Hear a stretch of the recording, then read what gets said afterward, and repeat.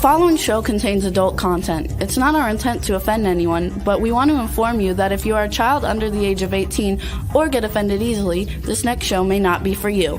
The content, opinions, and subject matter of these shows are solely the choice of your show hosts and their guests, and not those of the Entertainment Network or any affiliated stations. Any comments or inquiries should be directed to those show hosts. Thank you for listening.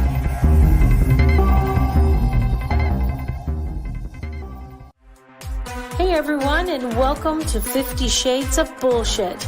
I'm your host, Christine Lalonde, and this is the podcast where we uncover the truth about online dating. Now let's begin. Hey everyone, I'm Christine. I'm Janice. I'm Jaida. And this is 50 Shades of Bullshit. Certainly is. Hello. Hi everyone. So Hello. I know that Jaida started out the week sick, and then Janice has been feeling sick as well. So how's everybody feeling now? A little out of it, ready to wrap up the day, but very excited to see both of you. Yeah, Aww. Me too. I feel better. Yeah, better. That's good. Well, I guess things have been going around, and after years of not getting sick because we stayed home and wore masks, now everybody's getting all these viruses and colds and flus and all this fun stuff that's cruising around the universe. So Well, hi everyone. I'm super excited about today. We do not have a guest coming on today.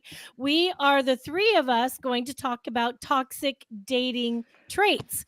And I know we've kind of touched on this subject in the past, but this time we've got a few more that not even I have heard of. And so I'm dying for Jaida and Janice to see if, what they say these are too, because I purposely did not Google them because I was like, I want to be like, what? So today we're talking about dating traits. And one, it's from like intimacy versus sex, which we will talk about that.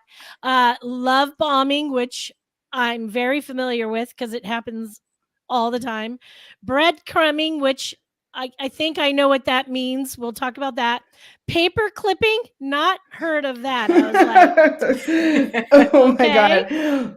And essentially, we're just going to talk about really bad behaviors of people who are giving a bad name to dating these days. So, all right, let's do it. Let's talk about intimacy versus sex. That seems to be, I don't know. To me, it seemed to be sex with everyone that I've been talking to forever when it was talking about dating. Intimacy never really happened unless I got to the point where I was seeing them beyond 2 or 3 months, maybe even start talking about, exclusivity, just dating each other. But intimacy seems to be something everybody's reaching for, but not knowing how to get. So I'd love to know you guys' opinions on sex and intimacy. Yeah, I think this was one good thing that we learned from Steve's episode, actually, was how it doesn't necessarily have to, if intimacy is not necessarily about, like the actual intercourse, and it's more, and it can be, about just sharing a moment or just sharing a touch. And to be honest, yeah, I guess that is not something you may want with someone who you're just dating for a month or two. Yeah. Which makes sense. And that's why I think it's really lovely that, sometimes we do have this honeymoon period where it's, really hot and heavy for the first 6 months to 3 years even. And then you start to want different things and crave different things. Mm-hmm. Mm-hmm. Yeah. I think that if you're not intertwining those things in the first 6 months, 3 years, like you were talking about, then you're at a loss, because intimacy doesn't just start, as far as I'm concerned. I don't think it just starts the minute you just, start having that lackluster sex situation. What are your thoughts, Jaida? I think, for me, I think it's tricky because intimacy can mean a lot of different things. But I also think intimacy can be how you speak to someone, how you touch someone. It doesn't always have to be physical in a sense as intercourse or sex, but intimacy can be mental. You can be mentally intimate with somebody, and I think that's a beautiful thing. I think we put so much emphasis on the physical piece of it. Sometimes we forget that there's other tender ways to be and become closer to your partner other than just physically having to have sex with them. Yeah, and that goes right in line with something I was going to say, is that I find myself generally feeling more intimate with someone, romantic or friend, when I'm wanting to share more. And that could be share about my work. My work is something that I'm passionate about and that I really don't need a lot of input on. And I find that when I start sharing more about my work with people, that means I'm starting to want to share more in general. And also, I have a very bad relationship with my family of origin, and that's something that I keep really private and also my past with abuse. I keep that really close and center. And I notice when I start to share little things that it's because I'm feeling closer to someone. Yeah, you start becoming more vulnerable. That's what I was going to say. I also think that to as well. You can have the best sex of your life if you're mentally connected to somebody. I think there's so much to be said for that. And intimacy is a big part of that. Janice, like you said, you feel closer to your person, you feel more vulnerable with your person, and that can change the game completely when it comes to sex if you have that mental kind of draw to one another. Yeah, that's interesting. I had an experience last year with someone who I was definitely not in any type of long-term relationship with, but I did feel extremely close to him. And it was partially because, we stayed in lots of contact, like in between when we saw each other, and we shared things about like music and books and that type of thing. And when we did see each other, it was like, watch out, but I think that was partially why we were sharing so much other than sex. Yeah, I agree. And I've said this a million times on the show. You guys know me personally. I've always talked about not going backwards. Once it's over with somebody with me, I just never go back there. And with, my boyfriend now, Christian, with the situation that I've talked about with us, I completely relate to what you just said, guys. Like, we've been talking about how the sex is it's unparalleled to what it was to the first time around. And I really think it's because we are more intimately connected this time, more so than last time. And our lives are so much different that I think we're connecting on a much more evolved, mature level. And so because of those things, I think that the intimacy of the sex itself is so much more incredible because I've just never had this with anybody else. So I get what you guys are talking about. I 100% agree with that. Yeah. I think there's been times when I think we've all been guilty of this, when you have sex with somebody, you're dating, and then you have sex with them, and it's like you're kind of over it after after you've had sex with them, and then it's just the connection is just, you're just kind of like whatever. But I think there's something to be said when you have a partner that you're so in tune with mentally that it makes it so different because that intimacy is there. I had if anybody's listened to the shows that were going on in the summer when I had that long distance relationship, and him and I developed really this intense emotional bond, and we had a lot of real intimate communication, respect, and all these things for each other, throughout all those 2 months prior to me meeting him. And then when I met him, even though we had those intimate connection and that mental connection, I'm just gonna say it. The sex fucking sucked. And I think that that's a huge lack of compatibility, but you guys had an enormous amount of chemistry, which includes the fact that you could keep talking for so long. That is, I mean, compatibility can have that, but when you feel like you can't stop talking with someone, that's actually more of a chemistry issue. And I think that what you learned is when it came down to it, I mean, if you can't have good sex, that's definitely compatibility. Yeah. 100%. It was terrible. I did not feel connected to him. Out of the bedroom, I felt connected. In the bedroom, not at all. Connection. And it could be also that once I really was physically with him in the same room, when I met him, I was no longer attracted to him, unfortunately. Well, this is one reason why I always tell clients and friends to a certain extent, if you vibe with someone on a dating app, that's absolutely great. It's as real as that is, but that is not a relationship.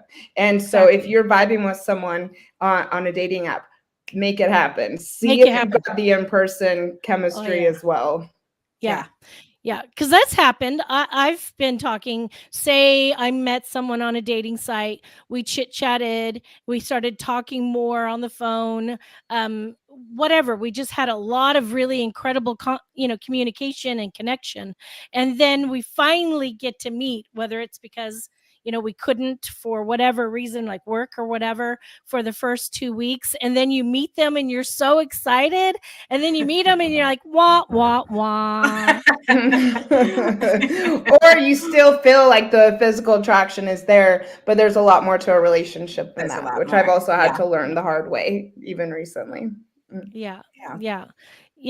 Physical attraction is, it's a trickery thing. It fools you. It makes you think that you might have something more intimate or more evolved than you really have. Like if you're so like ripping each other's clothes off, but then outside the bedroom, you're like, what do we talk about? What do we do? Okay, well, gotta go. Sex is great. See you in a week. Let's have it again.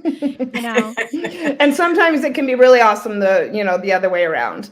My current partner, it definitely wasn't, any type of fireworks situation when I first met him. But now it's like, hang on to your hats, everyone. Well, you guys saw each other as just friends. Yeah. Yes. Yeah, very much so. Go ahead, Jaida. I'm sorry. Yeah. That's what I was going to say. I have clients. Oh no, that's okay. I have clients that meet people and they say initially, oh, I just wasn't really attracted to him. And I'm always like, you should go on a second date. If you feel like there was enough chemistry there, have a second date. So after that second date and that third date, they're like, oh my God, he became sexier to me, or I love his mind, or I'm so intrigued by him. So physical attraction is good, but also sometimes you may not be attracted to that person right away, but there's other characteristics that you'll find that are like mind-blowing. I agree, Jaida. And I think that a lot of times people who don't know that and they're just on dating apps and they meet somebody and they're like, oh, it wasn't quite what I thought it was going to be when we first met. And then they're meeting you at a coffee shop, 20 minutes, half hour later, you never see them again because they're not taking that time to get to know you, see you again, be in a different setting, really have, some kind of connection. I think that happens more times than not because people don't know to give it another shot. Yeah, if you have a great conversation, that is so a yes to a second date for me. Absolutely. I think if you can make me laugh, the conversation is good. I'm all in. Let's go out again and see what happens. I think dating sites should have a prerequisite for meeting with a dating coach before they get on the site, because it would make a world of difference with connections, with the style of dating, with the way people are treated. I really think that anybody who two things I'm really feeling very strongly about these days. One, coming out of a marriage and a breakup, see a breakup coach like Janice. If you're not seeing a breakup coach, you're going to waste your time dwelling and sobbing and freaking out about a breakup. Two, especially after a divorce, because even if you think you're over it, you're fucking not. You're constantly talking about your ex on a date. You're not over it. See a fucking see a breakup coach. Yeah. 2, if you then think that you are in a place that you want to start dating, I think that everybody should see a dating coach before they decide to go start dating again. Whether it's online or not online, they should see a dating coach, because there are so many pitfalls and things that people are doing that it's a completely different world of dating now than it was 15 years ago, 10 years ago. It's so different. Yeah. Well, and that's partially, that is one thing I work with people on to, get past the breakup. But then in certain packages, it's like, now that you're done, what's next? And for some people, after working with me especially, they're like, I'm good, I don't need to date right now. But some really feel that they want to at least try and learn more about making it successful again. Yeah. So it's definitely a combination of I things. love it. Love bombing. Let's talk about love bombing. Okay, raise your hand in this room who's ever been love bombed. So hard. So hard. I wish I could raise my feet too. We're raising everything, folks. 1000%. For y'all who are listening and not watching, we've all raised both hands and lifted our feet, and we're all like, yes, we've all been love bombed. So who wants to give the definition of a love bomb for those who don't know what it is? Janice, Jaida? Yeah, sure. I guess it would be an overpouring of affection and compliments meant to, entice or manipulate you into a relationship.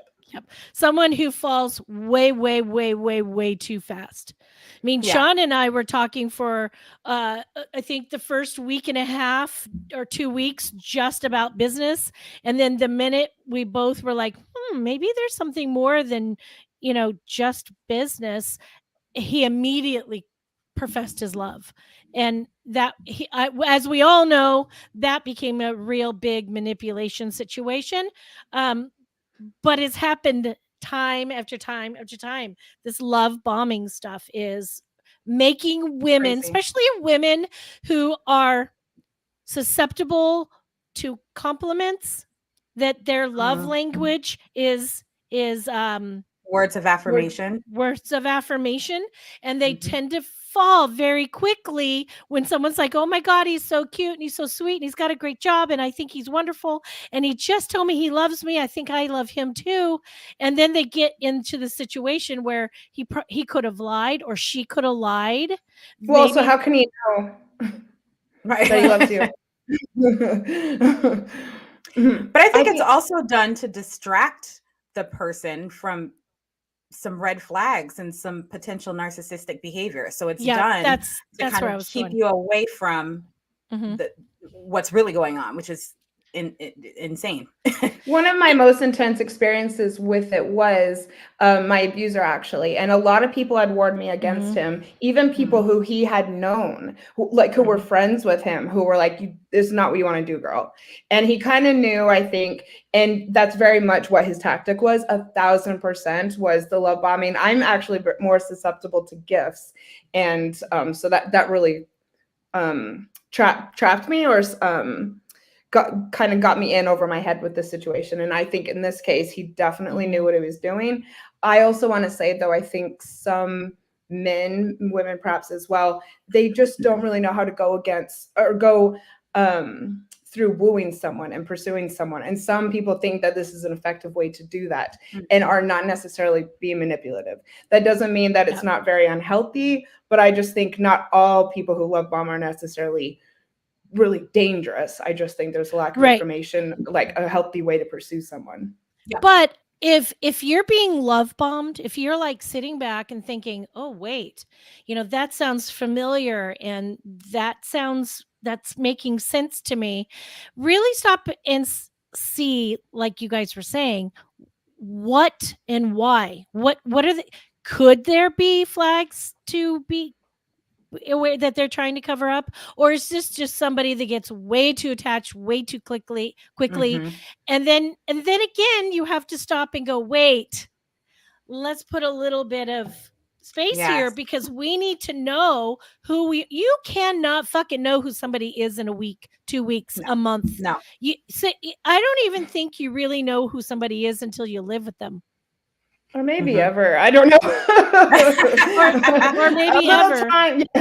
I think it's a matter of once you see this happening, it's how the person respects your boundaries, which I've been love bombed in both ways. Someone who's just a little naive and someone who definitely knew what they were doing. And there was a huge difference in how they respected what I was saying. It made me comfortable. Yeah. Yeah. I love that. Jaida, do you have you're a matchmaker as well. None of us matchmake like you do. So with matchmaking, do you have clients that sometimes come back and say, "Ooh, man, after a couple of dates, she was totally love bombing me, or he was totally love bombing me"?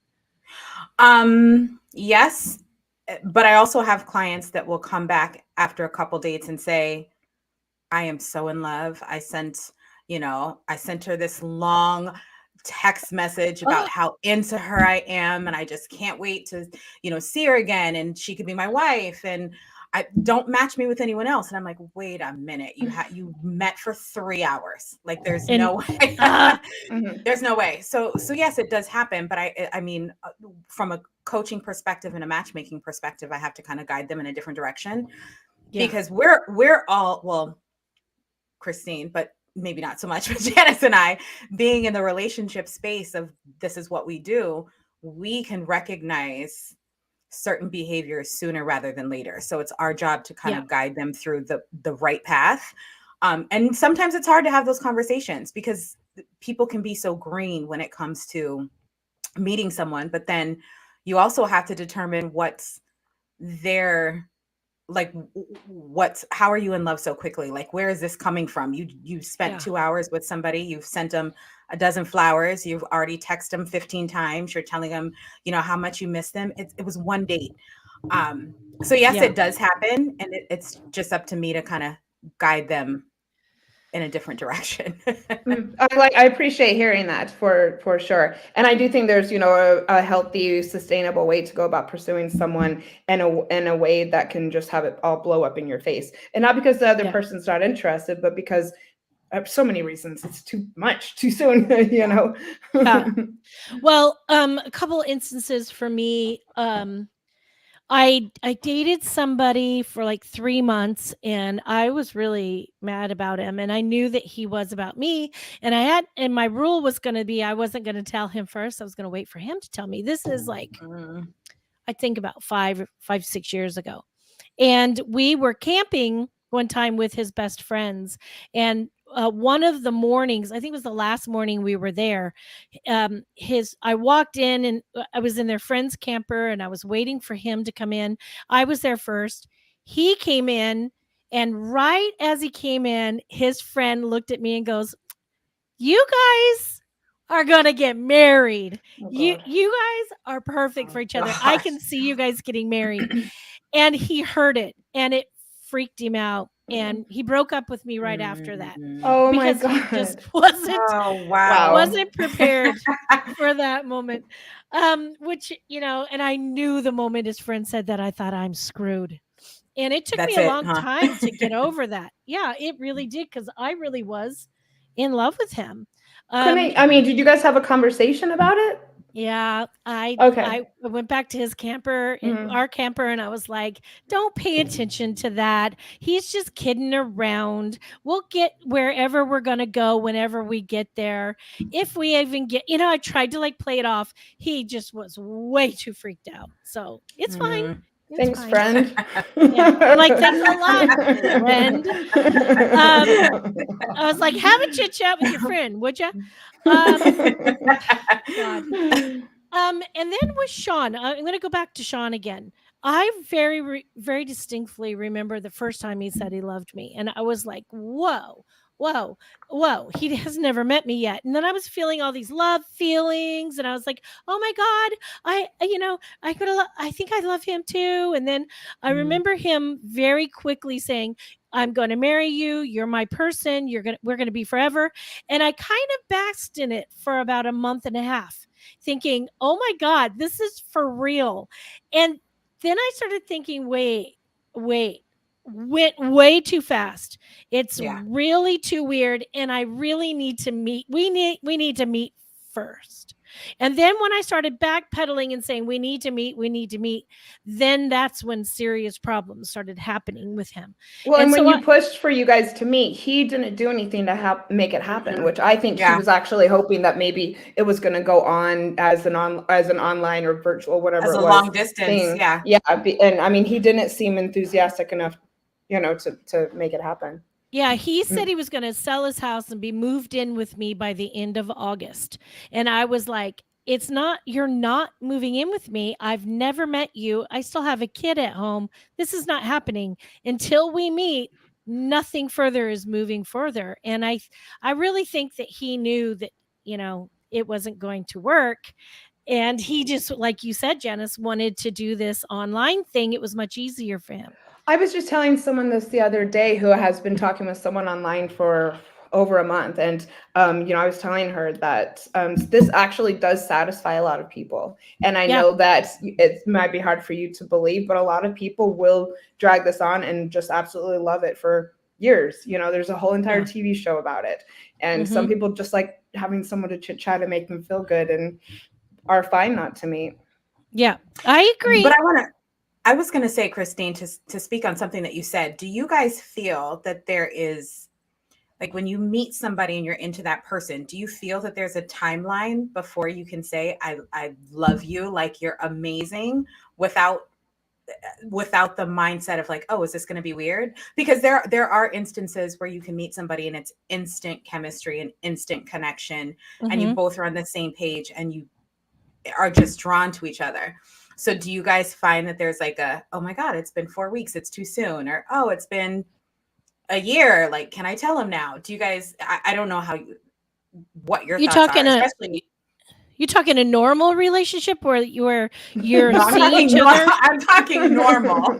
Okay, because I was going to say, if you're long distance, not until you've been actually physically in the room together for a long time. No, I'm definitely talking like normal. You meet, you've dated a few weeks, you have incredible conversations. I won't even say a few weeks. I'll say like maybe 2 months.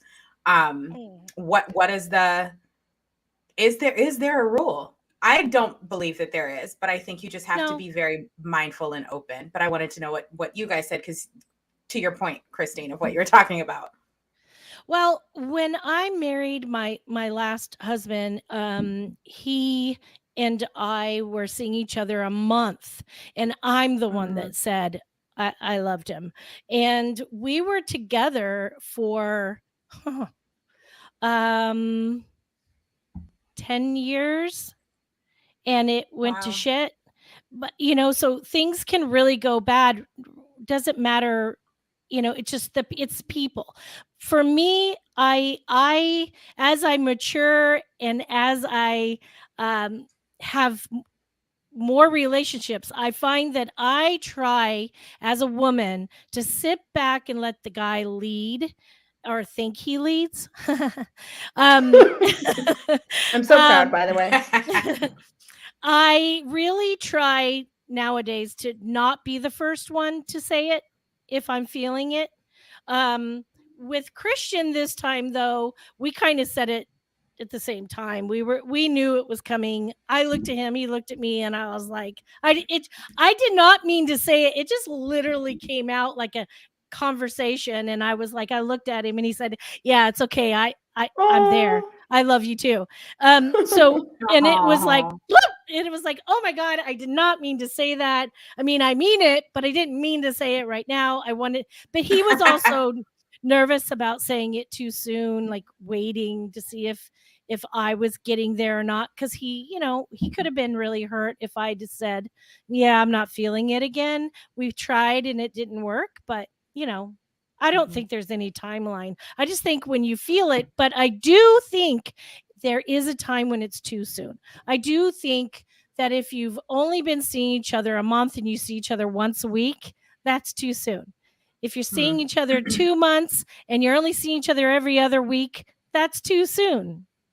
Yeah. Yeah. I guess I would say I think it's different for every couple. For me, it's definitely about being on the same page about moving forward. And also if you've decided that you want to trust the person, those would be important conversations to have with yourself before you throw it out there. I do think obviously it can be too soon. But as far as a timeline after really starting to get to know someone, it's going to be different for everyone. Yeah. Okay. Breadcrumbing. Let's move to breadcrumbing because I All want to right. hear what y'all say about breadcrumbing and see what the heck this is. I think I know what it means, but I want to hear it from y'all. Okay, so you want the definition? My Yeah. understanding is Yeah. breadcrumbing is someone who continues to follow you primarily on social media after they've stopped talking with you or after the two of you have stopped dating. I personally don't see why this is that big of a deal and has become such a trendy thing to talk about. I mean, if someone wants to continue following you on social media because they found you interesting or whatnot, I don't really see a problem with that. I think it's more the person who's getting so wrapped up about the fact that they're seeing this person still following them, which is the real problem. So that's just my take on it. I want to look at That's what I was looking for. The definition, because Janice, I'm thinking it's the same thing, but this is saying signs of breadcrumbing would be if they flirt repeatedly but never ask you out. They message you to say hi and offer compliments, but ignore your suggestions to meet. They leave comments on your social media, Janice, to your point, but don't respond to your DMs or your texts. They send memes, but never engage in proper conversation. So almost like they're giving you like little bit bits and pieces of who they are, which is it just sounds like a friend to me. Or absolutely. I have a breadcrumbing situation where I actually was having an intimate relationship and dating relationship. Okay. I knew someone for almost 8 years. We dated on and off for 8 years. He breadcrumbed me for 8 years. what made you want to continue it? I really adored him. When we were together, it was perfection. We laughed more than anyone I've ever laughed with except for Christian. And it was just awesome. So he would breadcrumb me. He would decide when to contact me and when to see me. And I was always available for him because I liked him, which was stupid.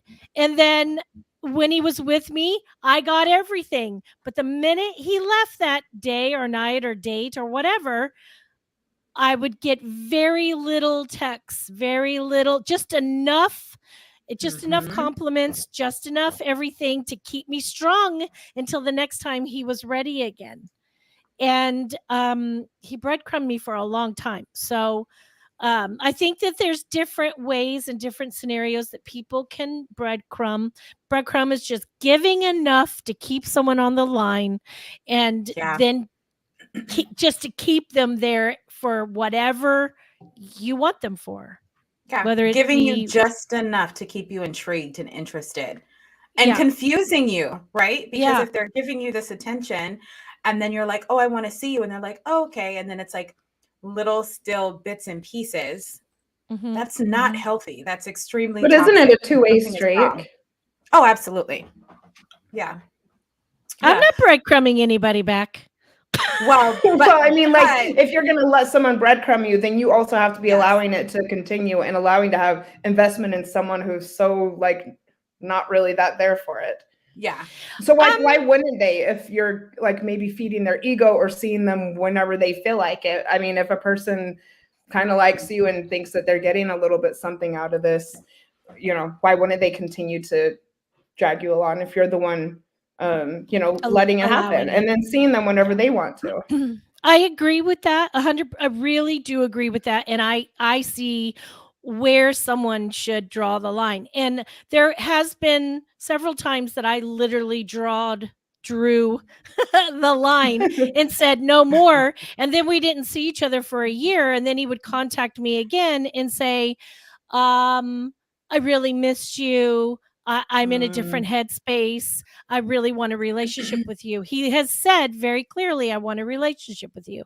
And then he would see me again for 4 months. But again, it was breadcrumbing again. And then I would recognize it and say, this fucker is not doing what he said he was going to do. And then I'll draw the line again and say no. And then it would be like another year or 15 months. And that's why it lasted for 8 years, because there would be huge gaps where he would respect my boundary, but then come crawling back and say, please, please take me back. I'm ready. And then not be ready. So it happens. It's just for me, I think that people need to just take a step back when they feel frustrated that they're not getting what they want out of a relationship or a situation, and go, is it serving me? Do I deserve more? And what track record does this person have of showing up for you if you're saying that they're breadcrumbing you? What proof do you have that this is going to turn into anything? Oh, yeah. Well, go ahead. Go ahead. Oh, I was going to say, I'm just all about your word. Like, I think someone's word means everything. So you only have 1 or 2 times to say, let's do this or let's do that, and then not show up before I'm like, absolutely not. I'm not giving you my energy or my time any longer because it's not serving me, which is similar to what you just said. And I think sometimes people get excited about the newness of a relationship and they want to believe in it so much that they give chance after chance after chance. And it's like, no, you can't settle for less than what you deserve. Yeah. Well, with this person, it was so wonderful when we were together.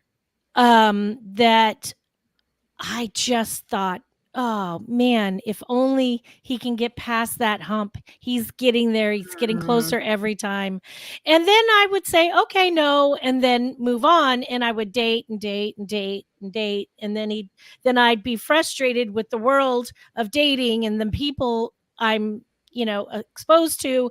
And then he'll come back at just the right time. Now, I did put my foot down with him quite a while ago, and he reached out to me a few months ago and said, happy holidays and blah, blah, blah. And I really miss you and I'd love to see you. And I said, no, thank you. You're wonderful. Goodbye. I'm seeing somebody now. And the minute I said I'm seeing somebody, he literally was blowing up my phone. I love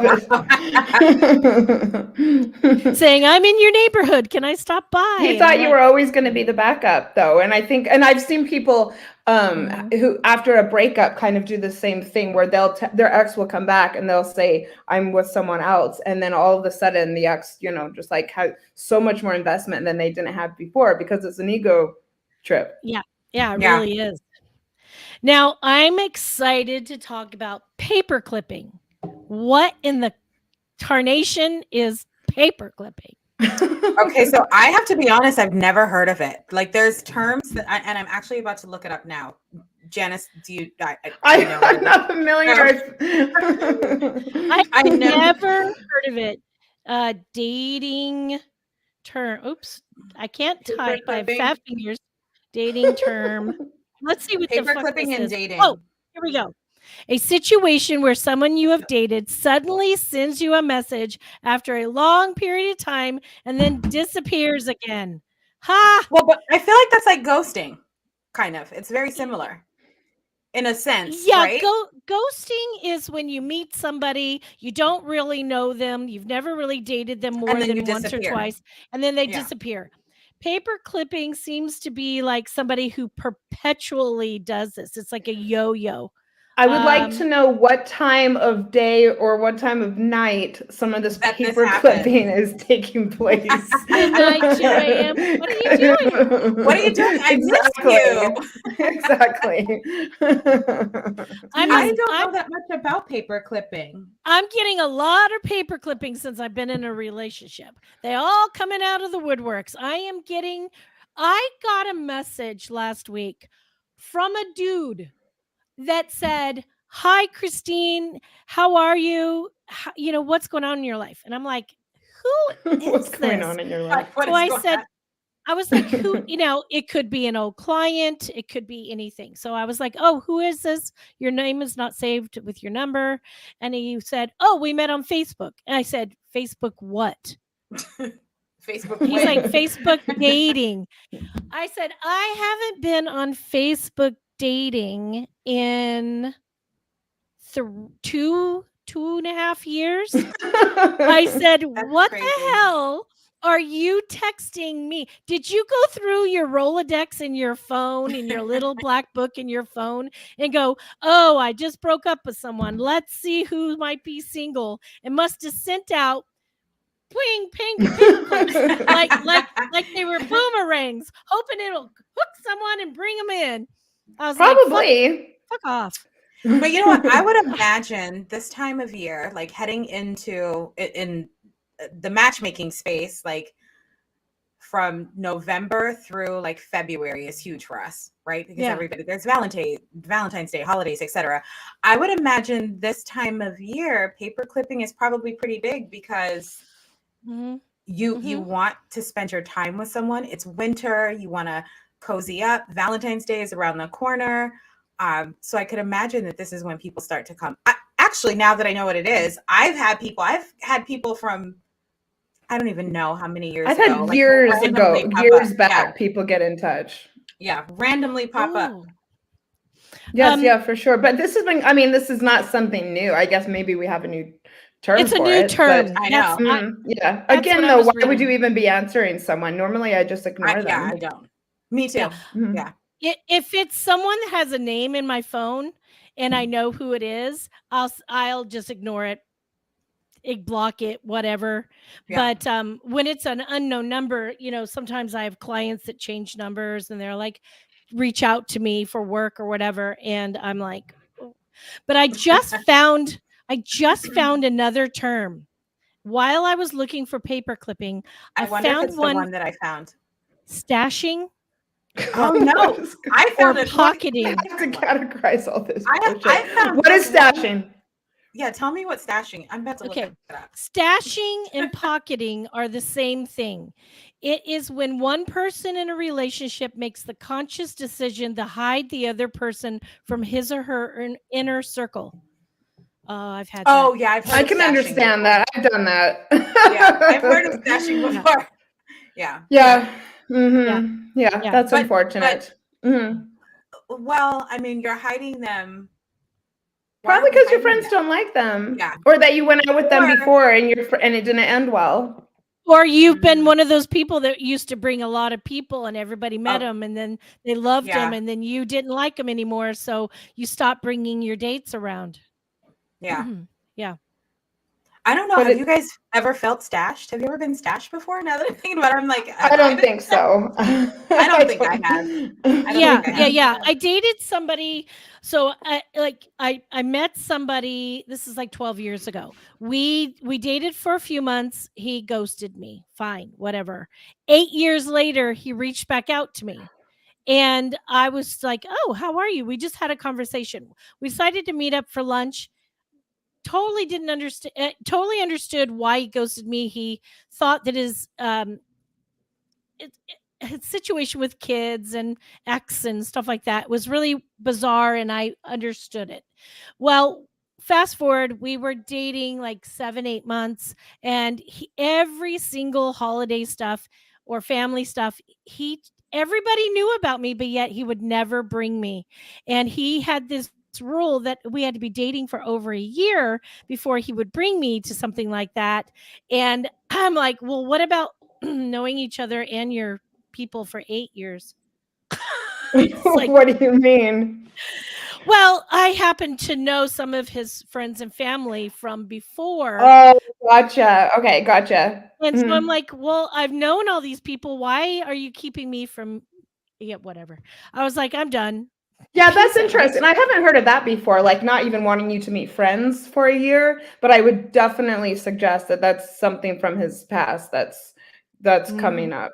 Yeah. I did just think of when I was living in Australia like 7 or 8 years ago, I was dating someone pretty regularly, and he never wanted me to come around his friends.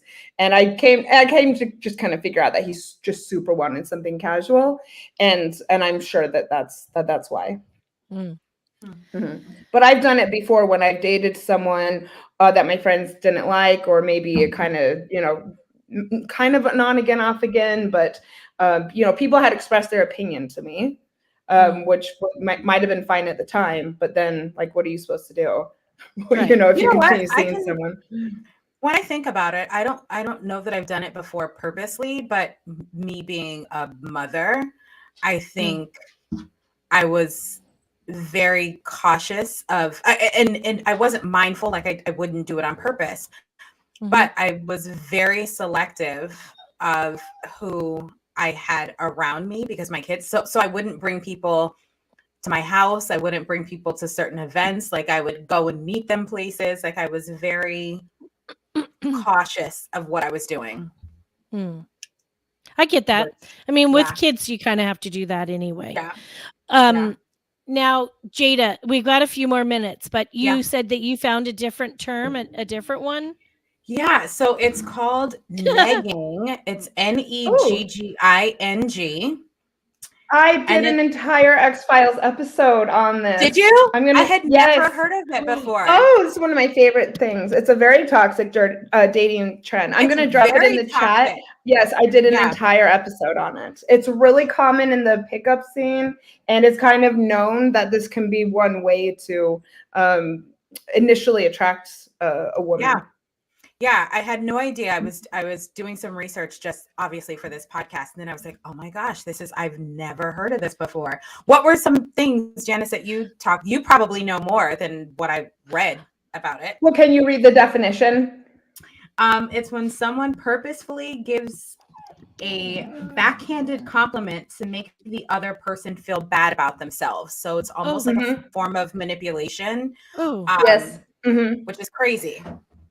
Yeah, because like we came up with so many examples when we did the episode. It can be like you're at a bar with someone and you're all of a sudden sharing your interests, and they would say, "Oh, I couldn't possibly be with someone with who liked football or bananas or whatever." Yeah, and like turns their back on you to kind of make you feel like you're being abandoned before you even get to know a person. So crazy. Yeah, it's a way of making you feel vulnerable to the other person and therefore more bonded with them. That's exactly what I was going to say. It sounds very manipulative for sure. Yeah. But it's like a huge trend right now. And I knew nothing about it until I started looking up research for this podcast. I think it's been dying down a little bit because there's been such awareness raised about pickup culture. And so I think that it's harder to get along with super recently. But yeah, it is a common way, that people try and relate to each other. I mean, just over teasing someone, which you might not think of that as a toxic dating trend, but that is essentially what negging is. And it's like, oh, don't be so sensitive, I'm just kidding around. But it is making someone feel less than. Yeah. There are 4 other terms that I found that I'd never heard of, but this one here is, I think, the most poignant that we can end on, and we can pick this up at another time and do more of it. But cloaking, cloaking is horrible. I don't even know that I know what that is. Okay. It's when a person doesn't just stand you up for a date.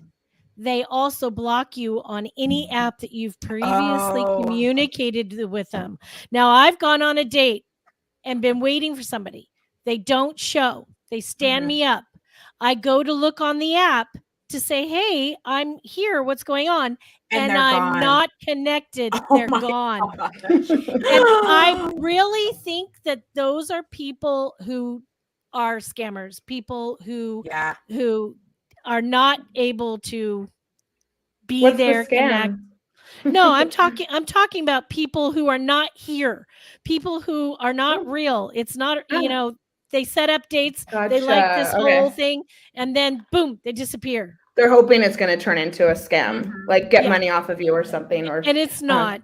Interesting. So Anyway, there's a whole bunch of other stuff that we can always talk about another time. We are out of time now, which stinks. But but thank you, Janice, for Janice picked herself up by her bootstraps today because she was barfing in them yesterday. Thanks for sharing that with the world. But you're welcome. Yes, that's why lipstick is so good for, because I'm like, I'm committed. I'm just gonna slap it on. I love it. And I appreciate the dedication. Jaida, it's always good to see you as well. And everyone, thank you for coming back again this week. We look forward to seeing you again next week, same time, same place. And until then, let's keep it real. Bye. If you enjoyed this episode, please share with your friends, like and follow us on Instagram at 50 Shades of _bullshit and Facebook at 50 Shades of Bullshit. Thanks so much for listening, and we really hope to see you again next week.